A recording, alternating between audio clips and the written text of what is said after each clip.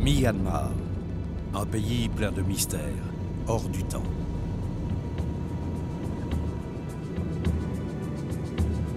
Un pays de forestiers et de ruraux, restés trop longtemps à l'écart du monde.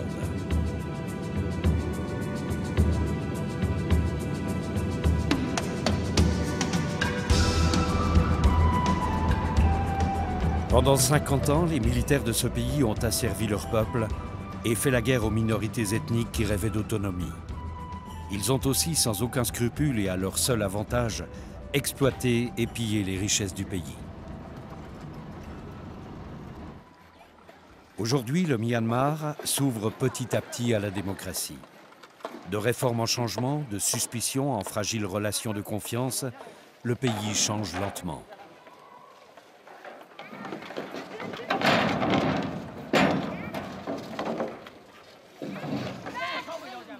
Le pays reste étrangement fascinant.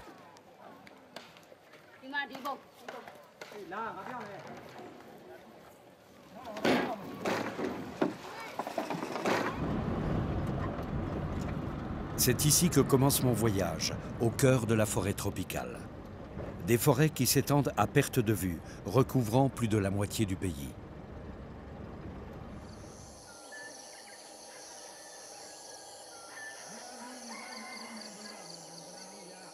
Loin des circuits de touristes pressés, voici quelques aspects de la vie quotidienne d'un peuple parmi les plus pauvres.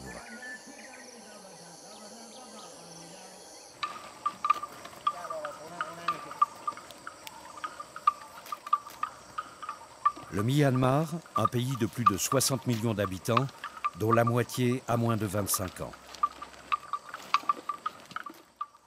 Première destination, Tangou, dans la région de Bago, au lieu d'exploitation forestière du Tek. Il nous faudra 5 heures de bus pour couvrir les 280 km de route séparant Yangon, l'ancienne Rangoon, de Tangou.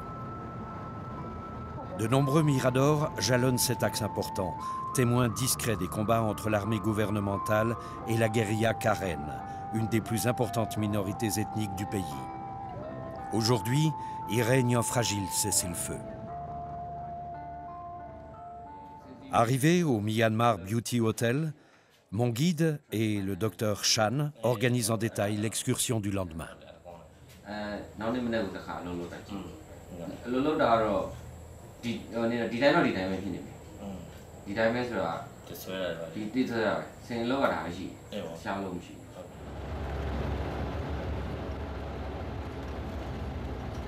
Très tôt, départ pour le camp Éléphant, dit du 20e maïs, accompagné de mon guide, Cholet, du chauffeur, Kotsao, et de l'assistant du docteur Chan, le jeune Pognou, que j'appellerai Chang, en souvenir de l'ami de Tintin. C'est lui qui présentera mon passeport au service de l'immigration et déposera mon autorisation de séjour au camp à la police régionale.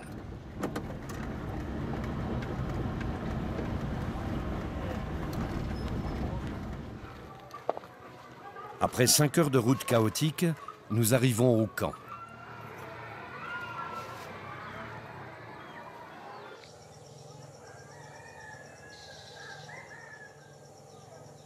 Je découvre le confort rudimentaire de notre gîte, une paillote identique à celle de tous les villageois.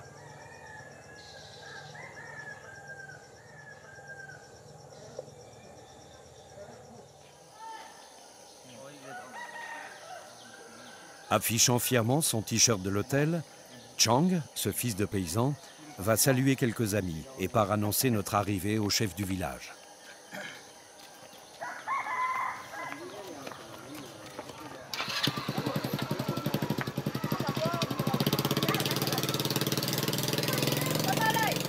La vie au camp s'articule autour de la route goudronnée et de l'épicerie, qui fait également office d'auberge.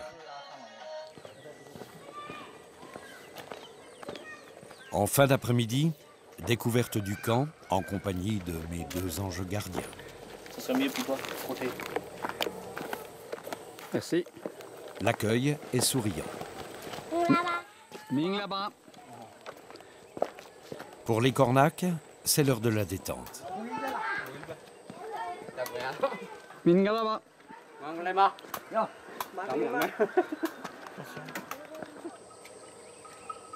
Mais c'est aussi l'heure de la corvée d'eau qu'il s'agit d'aller puiser à la rivière, tout au bas du village.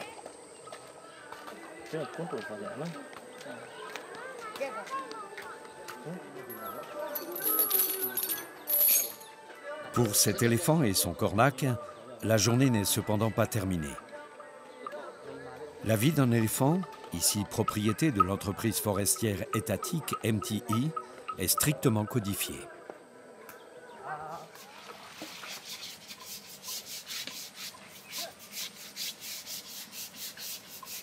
Après 4 ou 5 heures de travail en forêt, la douche est obligatoire et le pachyderme visiblement apprécie.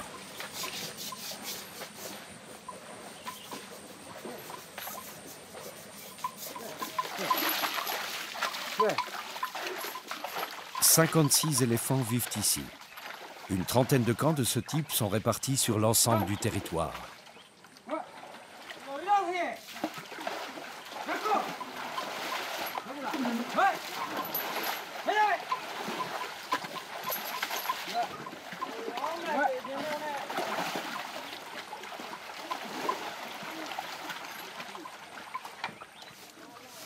Quelques 5000 éléphants sauvages vivraient encore dans les forêts du Myanmar et 3500 y sont domestiqués.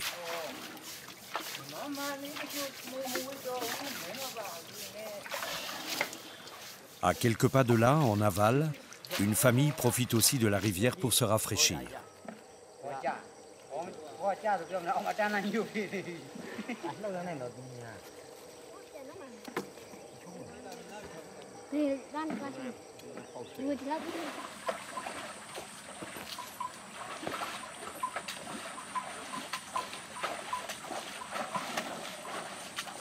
La douche terminée, les cornacs proposent une promenade en forêt.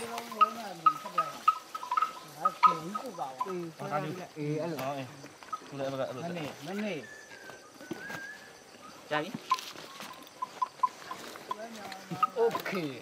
Voilà.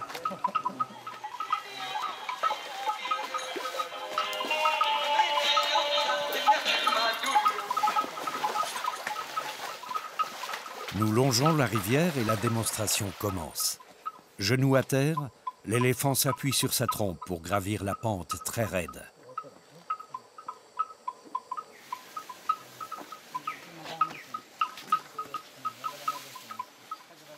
La descente crée quelques frayeurs chez mes accompagnants. À peine entamée, elle est stoppée par un tronc. Qu'à cela ne tienne, un ordre du cornac et le chemin est dégagé.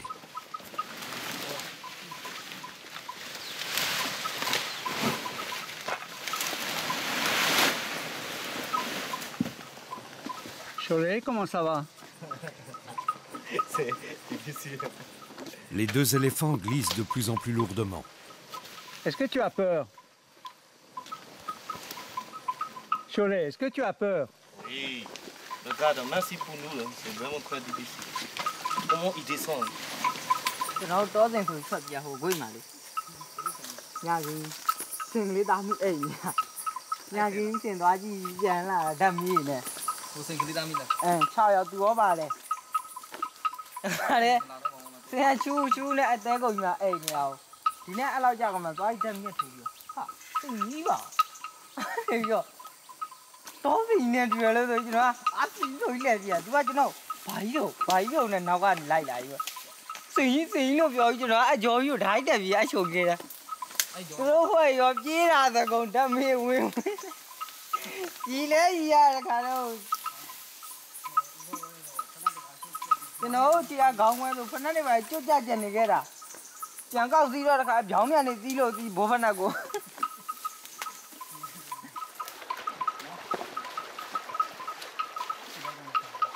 Le chemin du retour traverse la place de travail des charbonniers.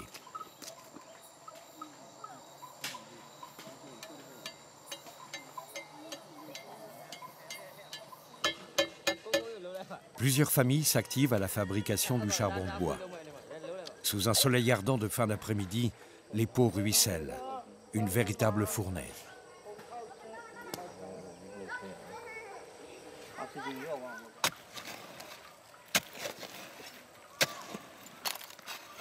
Tellement pauvres, la plupart des familles birmanes n'ont pas d'autres ressources que celles du charbon de bois pour cuisiner ou se chauffer. En sachet, la production quotidienne rejoint la route pour être ensuite livrée en ville.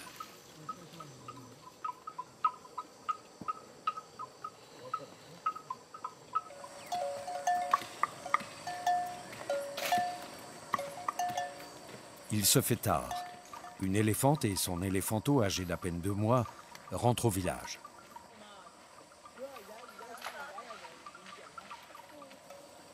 Une longue journée s'achève au camp éléphant, dit du 20e miles.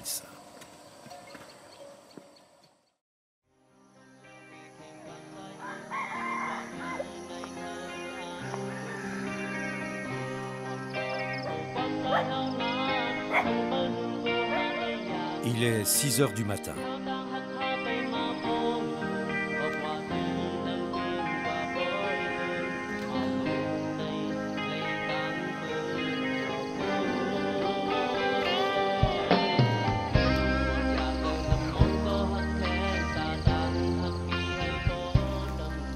Mes accompagnants se réveillent en douceur.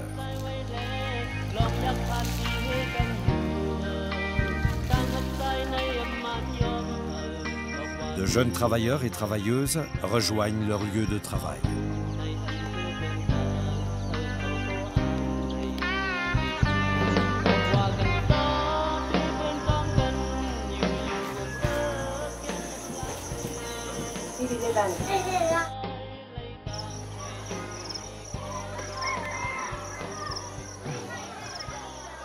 C'est aussi l'heure d'aller à l'école.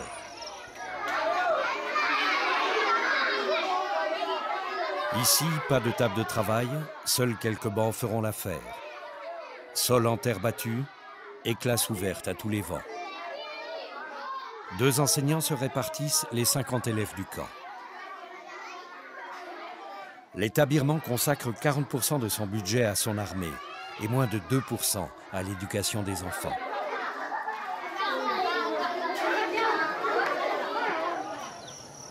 À 9 h, un couple d'Américains en voyage de noces nous rejoint, guidé par le docteur Chan. Une villageoise profite de sa présence et lui amène sa petite fille malade.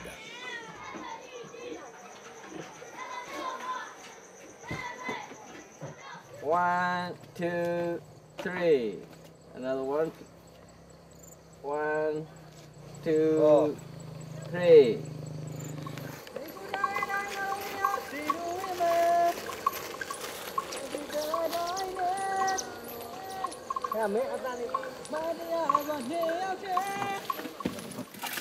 Assez rigolé, il faut se mettre au boulot.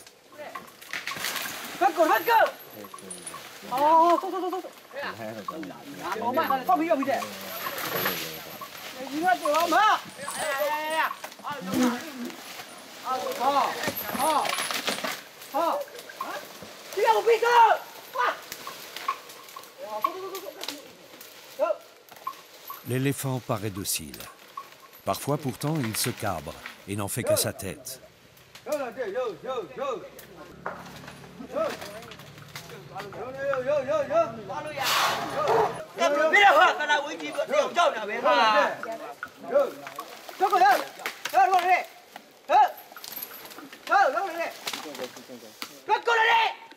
À bout d'arguments, le cornac sort alors une fronde de sa poche.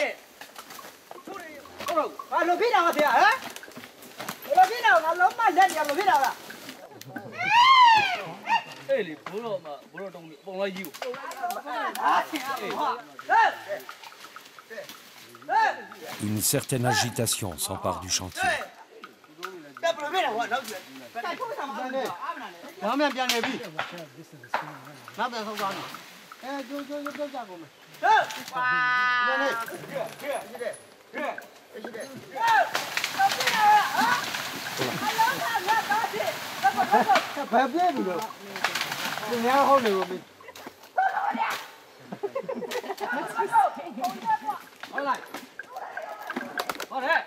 Une vilaine souche bloque le débardage.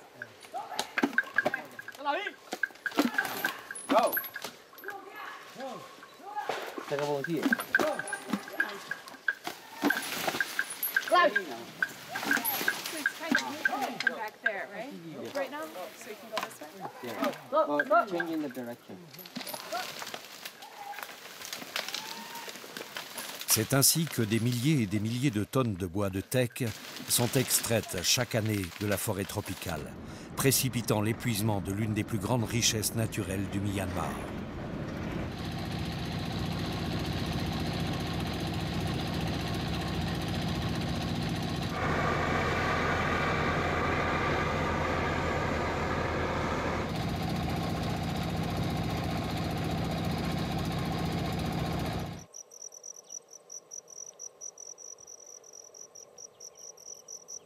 L'État birman tente timidement d'en contrôler l'exploitation, sans grand succès.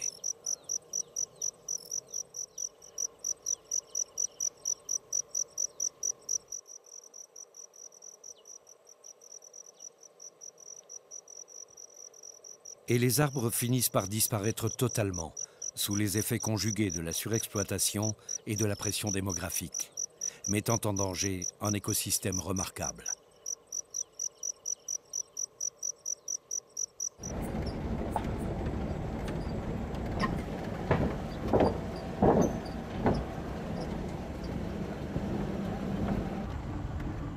Le voyage se poursuit au cœur de la forêt tropicale.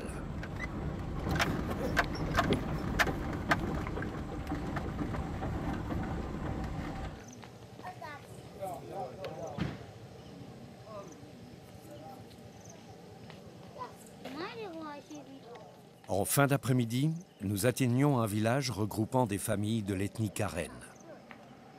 Chang vient d'annoncer notre arrivée au poste de police. Puis, avec l'accord bienveillant de la directrice d'école, nous installons notre campement sur les bancs de sa classe. Elle nous indique aussi le sentier escarpé menant à la douche.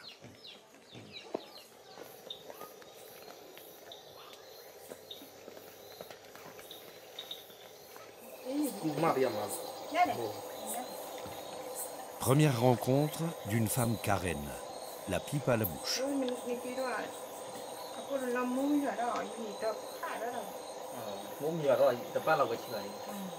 Nous sommes dévorés par les moustiques.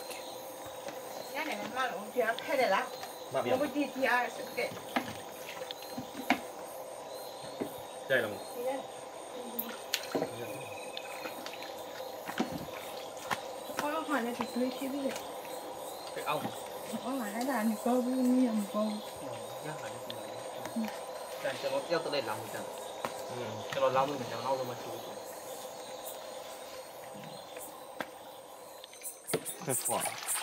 住，你住啊，住。家里可能让我住。住。嗯。哇，真有味。太浪漫。你有我钱的吗？我容易有鸡的，那还有一点呢。老板也带个鸡，可能。Super。鸡肉饼。Ah oui. Il te manque du poisson. Du petit poisson ici. Oui, à la fin, on va manger.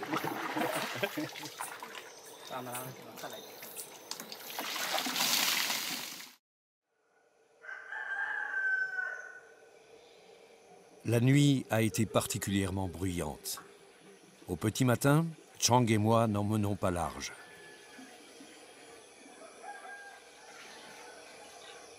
Des écoliers s'activent déjà à leur petite corvée quotidienne.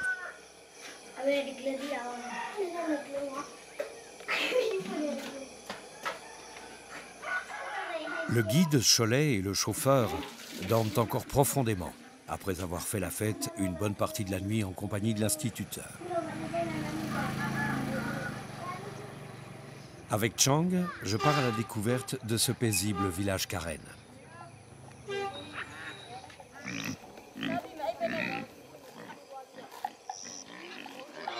Here in the village, they have 62 families and 203 boys and men and 193 girls and women. So altogether, they have about 400 people living in 62 families. How is the name of this village? It's the Gabang village. Mais les apparences sont trompeuses. Le village a subi de plein fouet les conséquences des activités criminelles de la junte au pouvoir. Le chef de village se souvient.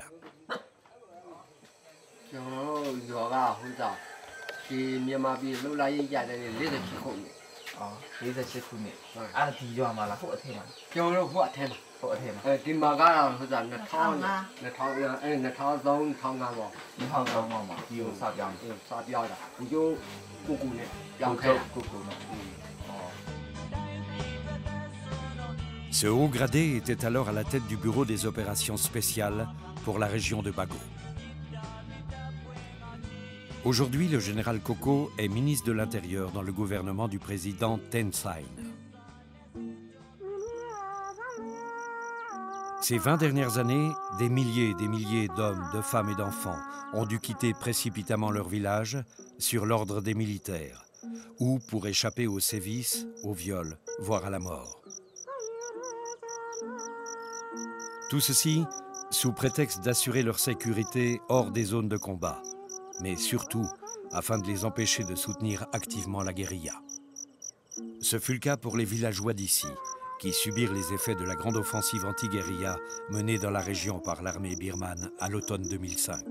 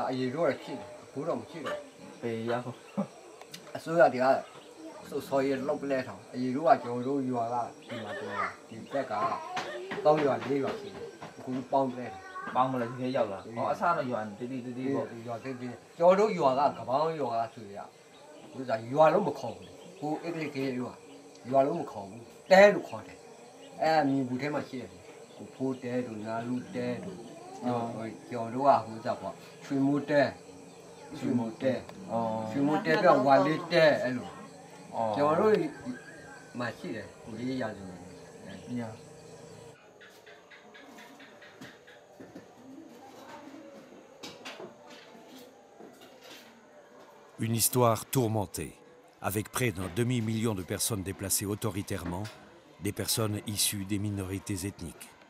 Une atteinte aux droits de l'homme régulièrement dénoncée par des ONG.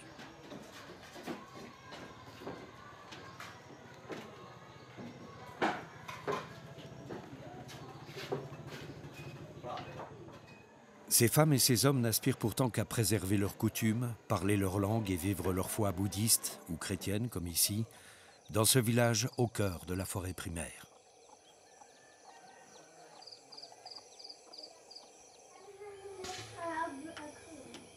Bientôt 8h30.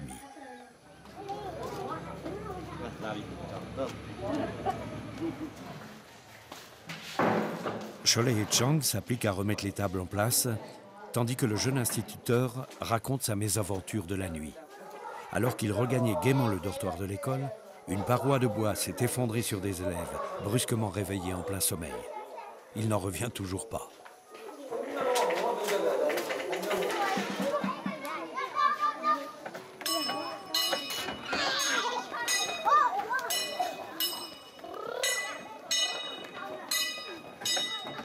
L'entrée en classe se fait dans l'ordre et la discipline.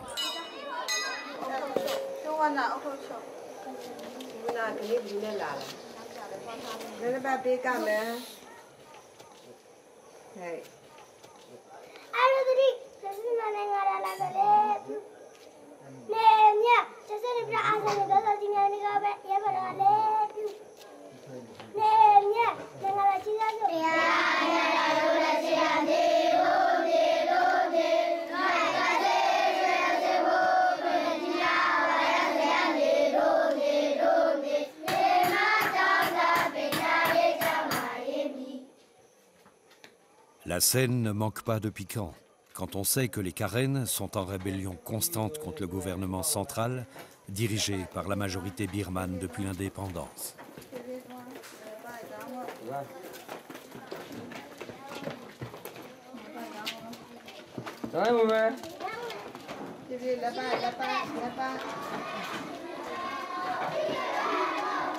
Après l'hymne national, place à la prière.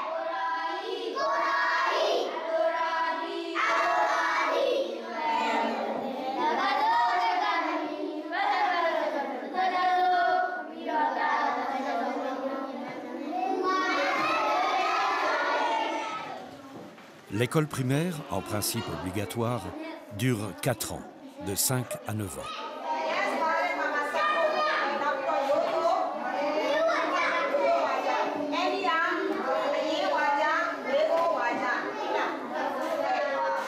On y enseigne uniquement le birman, langue officielle du pays. Mais surprise, des cours d'anglais sont au programme dès le 4e degré.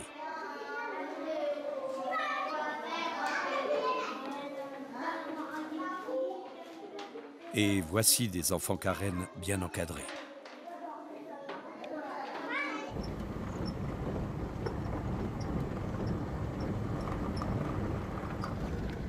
Sur le chemin du retour à Tangou, nous apercevons plusieurs chantiers.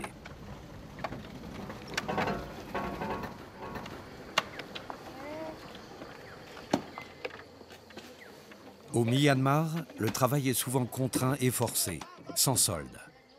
Ces hommes et ces femmes toucheront parfois le salaire minimum officiel, 2 $ par jour.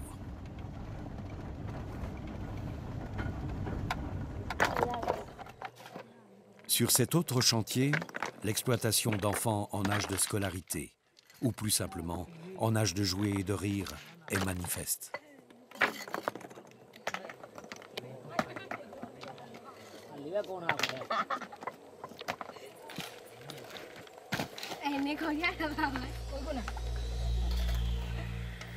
Que deviennent en effet ces enfants dont les parents n'ont pas les moyens de payer l'écolage, même modeste, après les 4 ans d'école obligatoire?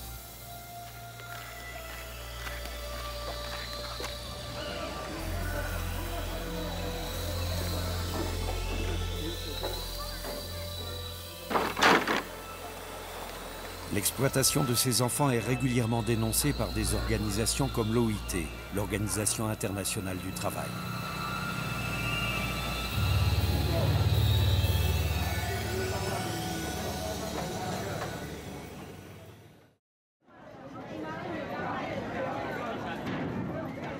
Le port de Yangon, une fin d'après-midi. Des porteurs s'échinent à embarquer le ravitaillement destiné aux villes du delta de l'Irrawaddy, le plus imposant fleuve birman. Les charges sont si lourdes que lorsqu'elles glissent de l'épaule du coulis, il faut 3 ou 4 aides pour les remonter.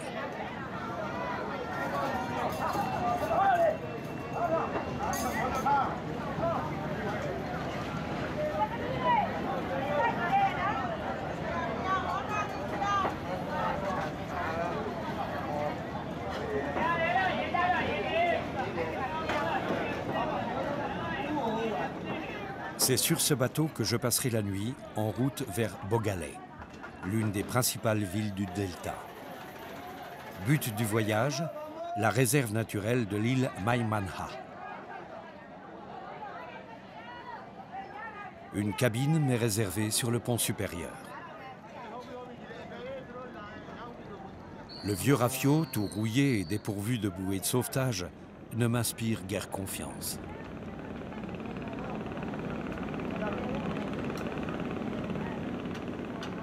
« 18h30, nous quittons Yangon.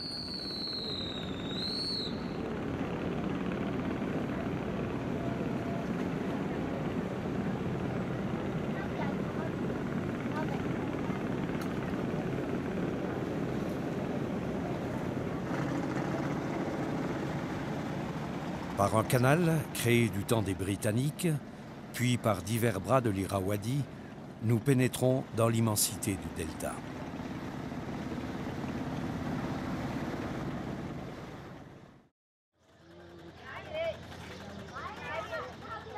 5h30 du matin, nous débarquons à Bogalay. Mon guide, Cholet, m'emmène faire un tour dans la ville endormie.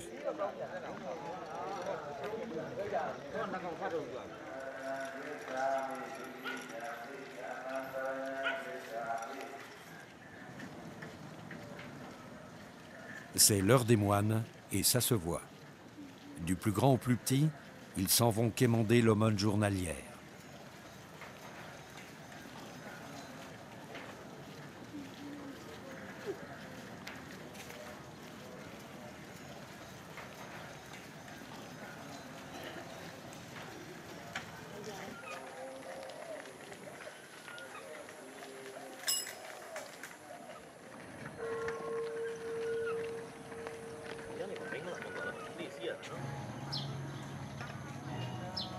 Au centre-ville, la circulation est de plus en plus dense.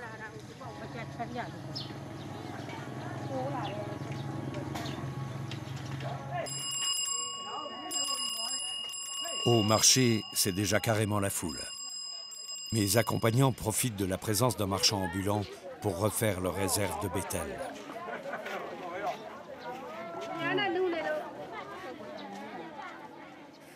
Ces petites feuilles aux vertus médicinales sont enduites de chaux. Puis, le marchand ajoute un peu de noix d'arec râpée ou encore émincée. Et pour finir, un zeste de feuilles de tabac.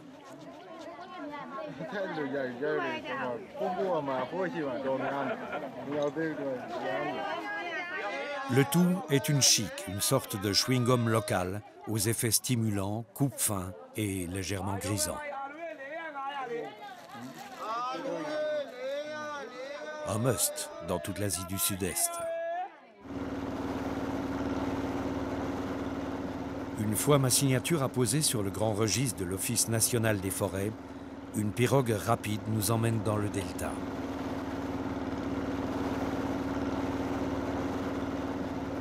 Une région des plus remarquables par la richesse de sa biodiversité.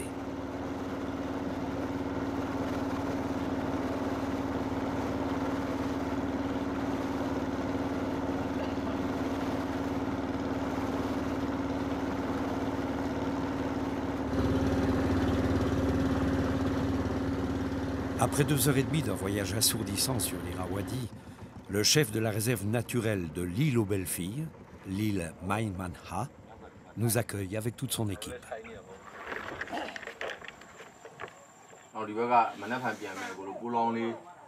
Il passe en revue les différents canaux de l'île, où nous pourrons observer les crocodiles marins, une espèce menacée.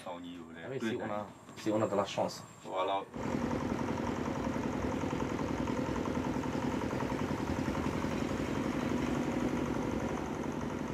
La chasse commence immédiatement avec l'aide d'un garde.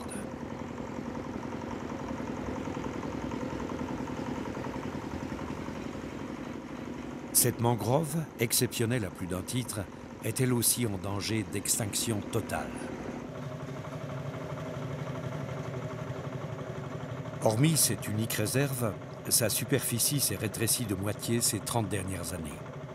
Ce recul est dû à la déforestation et à la création de nouvelles rizières et, de plus en plus, aux plantations de canne à sucre au profit des industries agroalimentaires des pays voisins comme la Chine, la Thaïlande ou encore la Malaisie.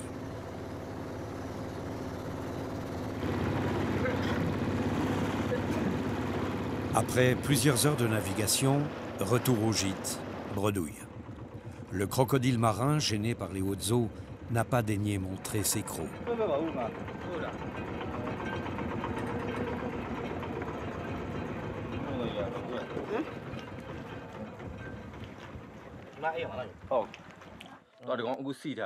Des crocodiles, en voici.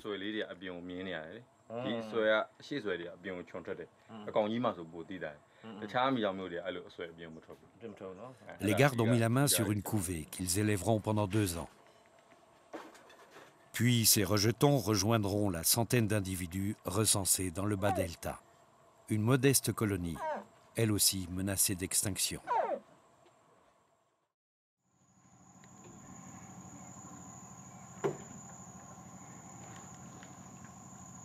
L'orage a grondé toute la nuit. Au matin, le soleil est là, mais le fleuve n'en est pas apaisé pour autant.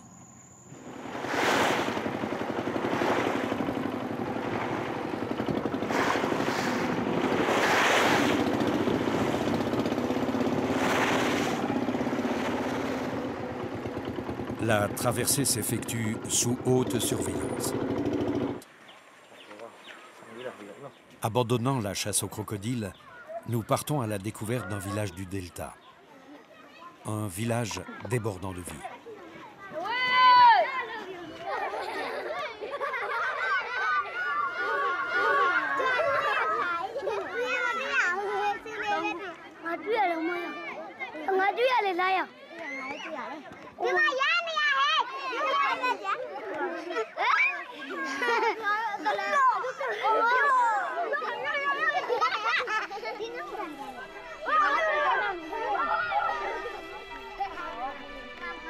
Mais il n'en a pas toujours été ainsi.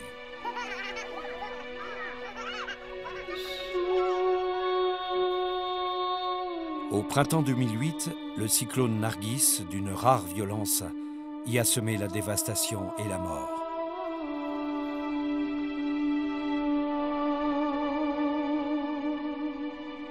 Après 2 jours de tempête, on dénombrait plus de 130 000 victimes dans le delta. En un rien de temps, ce village a perdu le tiers de sa population.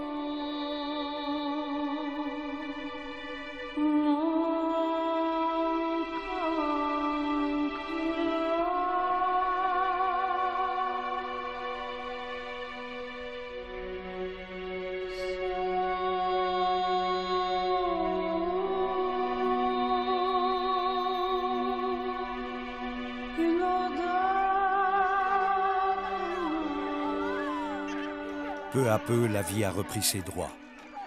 Les villageois se sont remis au travail et ont reconstruit leur paillote, à l'image de ce père fabriquant une barque avec ses nombreux fils et neveux.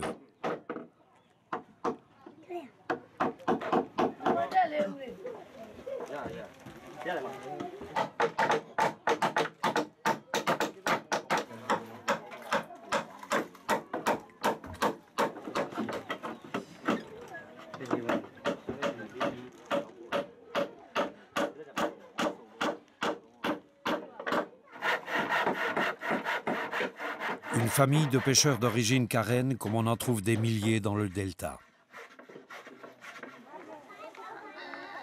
Le village compte quelques dizaines de paillotes réparties de part et d'autre d'un chemin central depuis peu cimenté. Au-delà des bosquets, ce sont des rizières à perte de vue.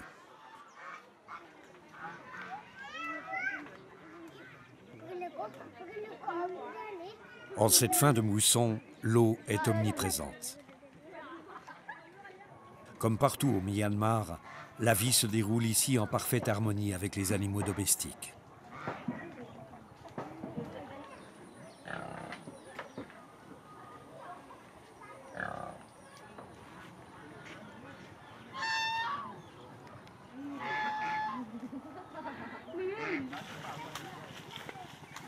Le village héberge pour moitié des familles birmanes, pour moitié des familles karen.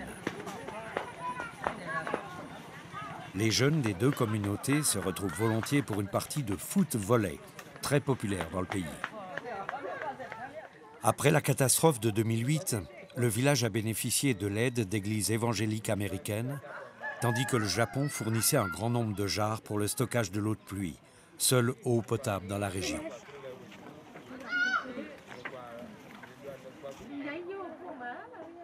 L'Union européenne a financé le bétonnage du chemin principal.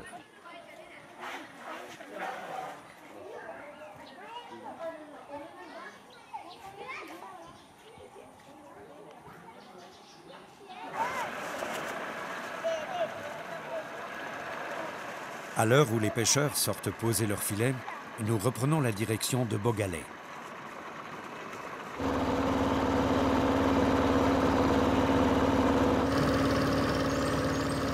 Un voyage de retour bruyant entre jeux et rêveries.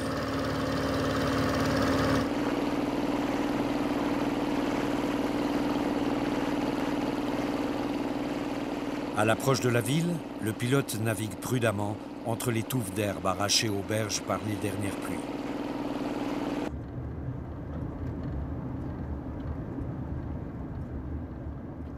Au cœur du delta, l'immense grenier à riz du pays.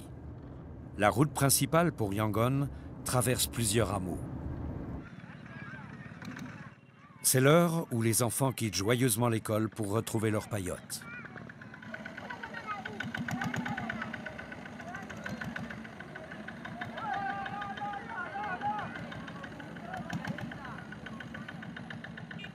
Plusieurs d'entre eux portent un sac d'écolier, don de l'UNICEF après l'ouragan de mai 2008.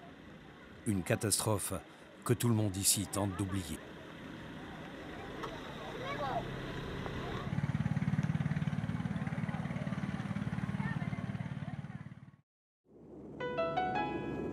Le voyage se poursuit dans les collines de l'Est. Changement de décor. Ce vaste État héberge la plus importante minorité ethnique du pays, les Shan, qui lui donne son nom. Kien Tong est la seconde ville de cet État, proche de la Thaïlande et du Laos.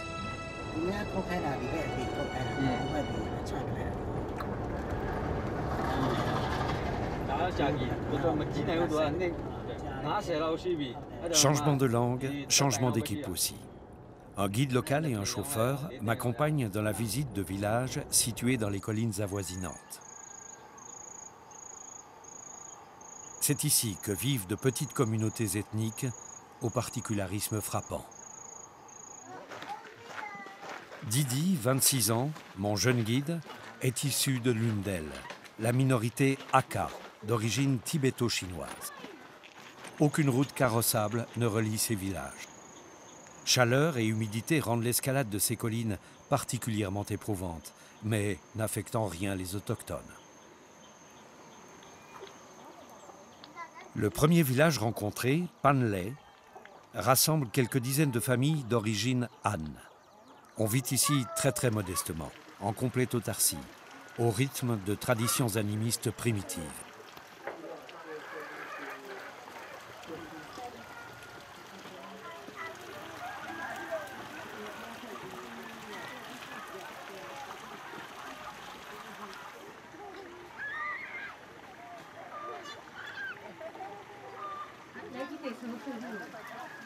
Selon Didi, les enfants du village ne fréquenteraient aucune école et ne se laveraient jamais.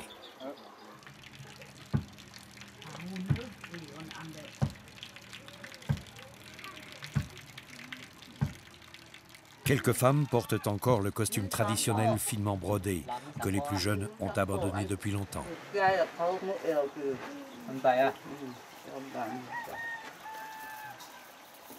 Autre particularité de l'ethnie, les femmes âgées ont les dents teintées de noir, un signe de beauté, paraît-il.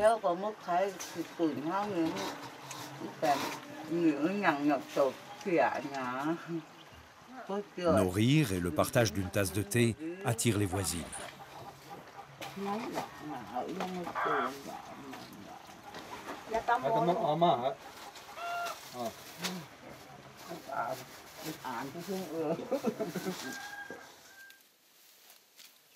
Les jeunes générations sont descendues en plaine travailler dans les rizières.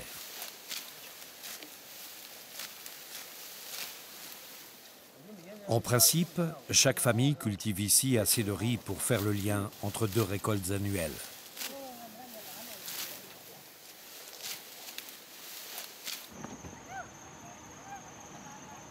Mais les conditions de vie de ces paysans ne cessent de se dégrader. Espérant augmenter leurs revenus, bien des familles rejoignent les producteurs de fleurs de pavot, d'où l'on tire l'opium, mettant en danger leur autosuffisance alimentaire. Nous sommes au cœur du Triangle d'Or, une aire géographique sulfureuse aux confins du Myanmar, du Laos et de la Thaïlande.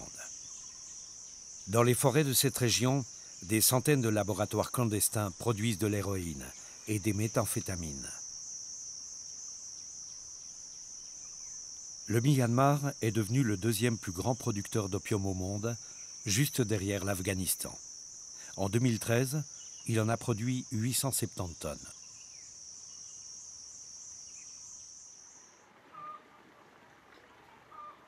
Sur une autre colline, à 2 heures de marche, un village Hakka. Ici, les minorités ne se mélangent pas. La langue est différente, les traditions et les croyances aussi. Le village donne l'impression d'être assez prospère.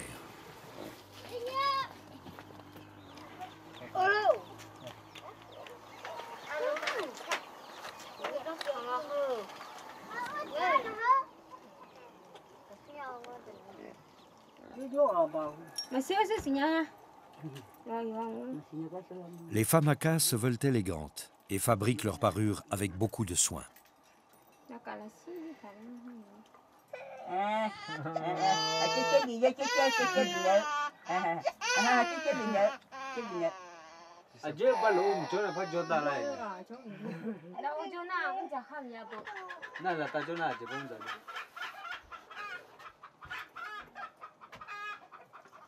En plus du costume traditionnel, elle porte volontiers une coiffe originale, signe distinctif de l'ethnie.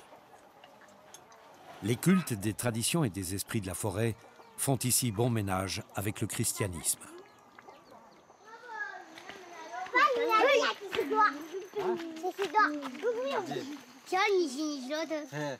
Sur le chemin escarpé de la plaine, on croise les enfants du village qui rentrent de l'école.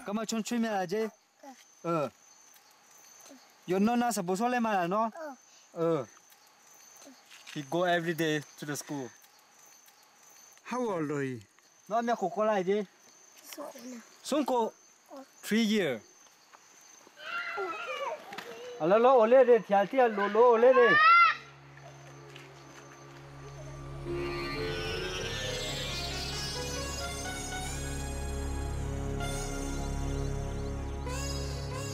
De retour à Kien Tang, Didi tient à me présenter sa famille. Et en premier lieu, Alan, son épouse.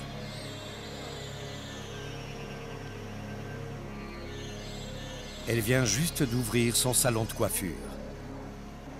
Didi et Alan se sont rencontrés aux études.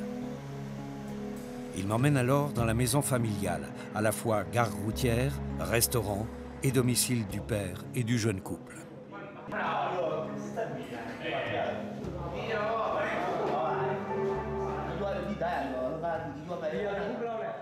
Le père de Didi ne sait ni lire ni écrire. Par contre, il semble très bien se débrouiller en affaires. La photo de l'ancêtre est là pour rappeler à chacun les origines chinoises de la famille.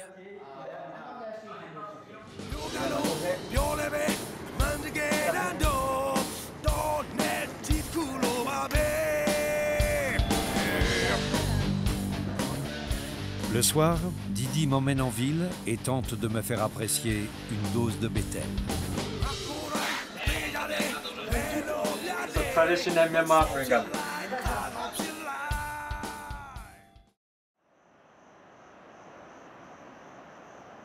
Le lendemain matin, Didi renonce à me faire gravir d'autres collines et nous partons à la découverte de son village d'origine.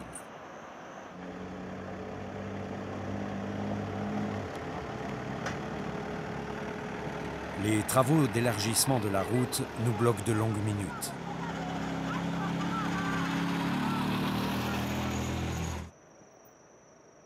Après 2h30 de voyage, le village de Lomui à 1600 mètres d'altitude. Une station climatique jadis fort appréciée des Britanniques.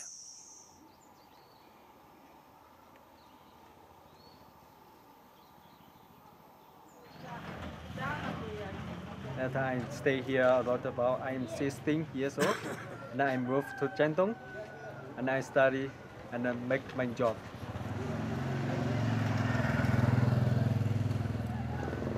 We go in your village. Yes, and have a lunch and have a traditional noodle. Yes. Yes. Thank you. Merci beaucoup. This here the shop of my village. Come every time and I eat here. This is tofu and this is beef. And this these two are they made from the sticky rice. And there's a rice noodle. And this is a wheat noodle.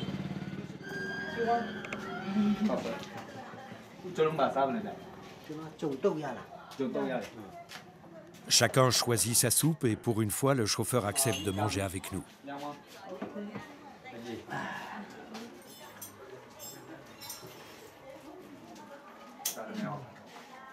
Le repas terminé, Didi tient à me faire faire un tour du village et de ses boutiques. Amusante découverte. It's just for women and children? And they also have the men and for the wine girl, like the football pants. Okay. Barcelona, Barcelona? yeah. And then, yeah, all Barcelona. Ah, yeah. Yeah. Well, my brother from the Manchester United. Yeah, you see? And it's possible to buy some longi? Longji, maybe. Longji? Yeah. I asked. Longji 是的。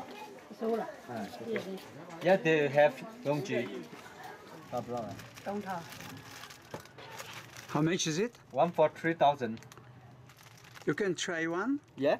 Yeah? Which color you want it? This one. I maybe. think this color is nice.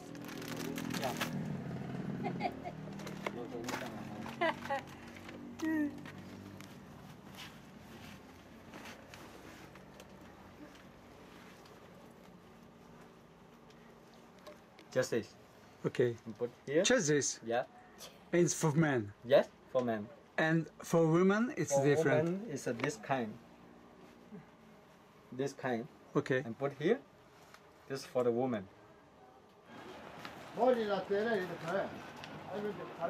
Rencontre avec l'un de ses oncles qui profite de lui piquer une cigarette.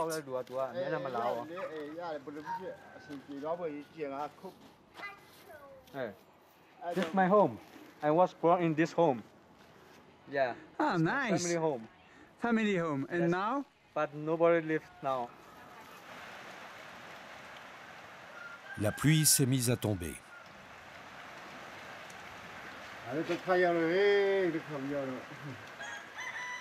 Devant la solide maison qui nous abrite, flotte un étendard différent du drapeau national.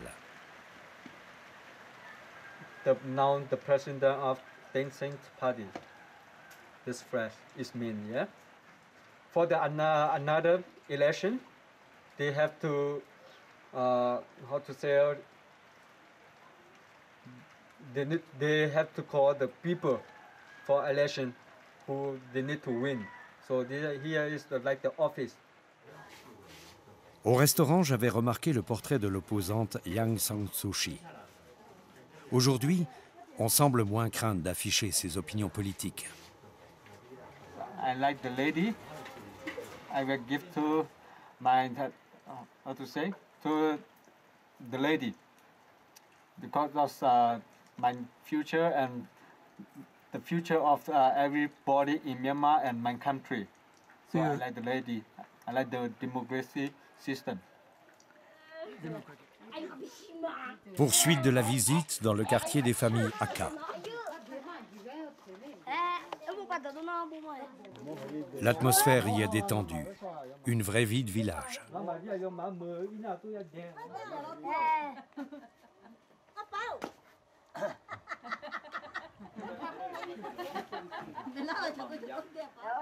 Ici, chacun se souvient de Didi enfant.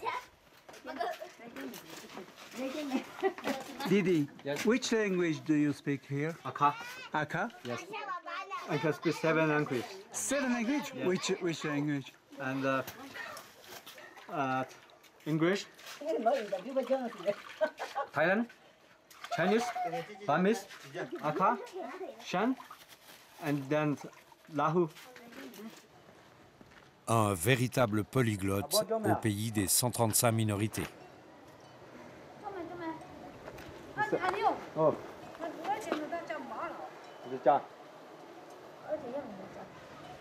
This is my Andy, the wife of my anger. This is my cousin brother. Rolina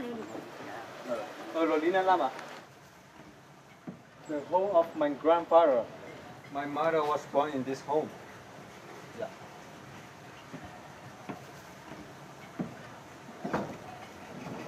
This is my grandfather. Yeah. Dépassant son rôle de guide, Didi me fait partager un moment d'intimité avec sa famille. Un privilège rare.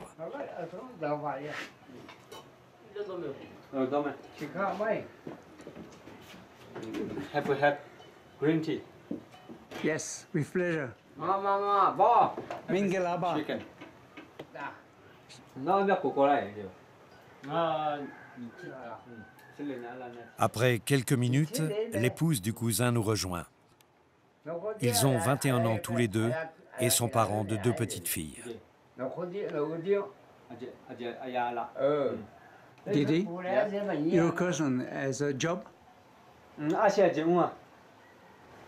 He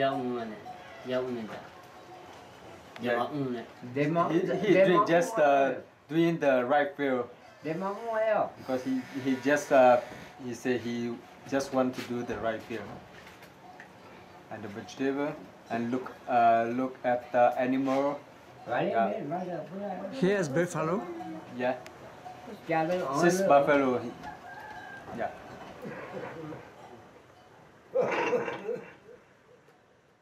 Le cercle familial s'agrandit encore avec l'arrivée de la tante, de la petite dernière et d'un frère du grand-père. Tout le monde ici vient d'une famille nombreuse, de 6 à 9 enfants en moyenne. Didi, Yes. ask your cousin or his wife how many children.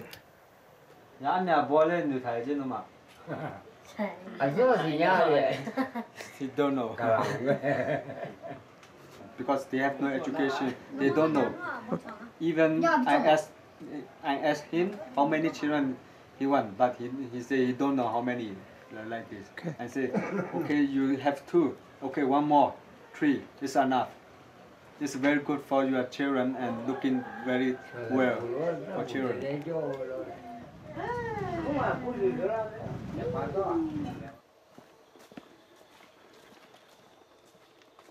Quittant la famille de sa mère, Didi tenait encore à me montrer le jardin de son père. It's a cemetery of my grandfather from my father's side. Where? Over there one.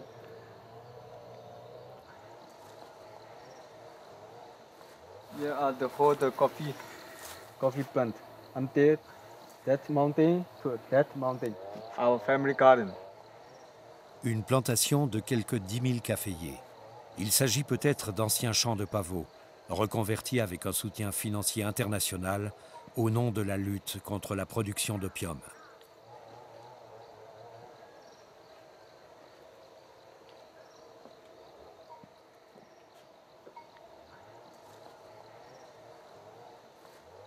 My grandfather is a soldier from China, and then they have the war with the communist, and then my father is a commutant, so he run off from the China and live in this village in Luemui, and I was from my father, now and me, yes, 3rd generation, me, yes.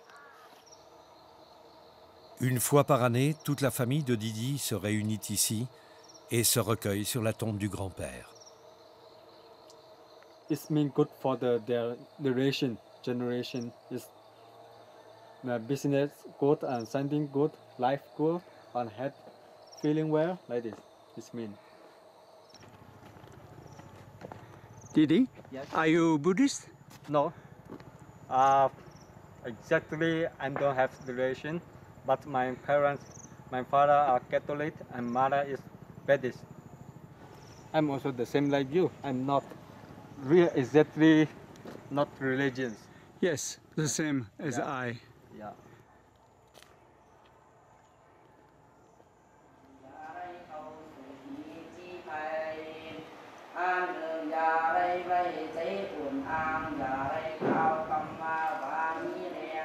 Mais on ne peut quitter le Myanmar sans être impressionné par la ferveur de tout un peuple vénérant le Bouddha. Mais ça, c'est une autre et longue histoire au pays des pagodes d'or.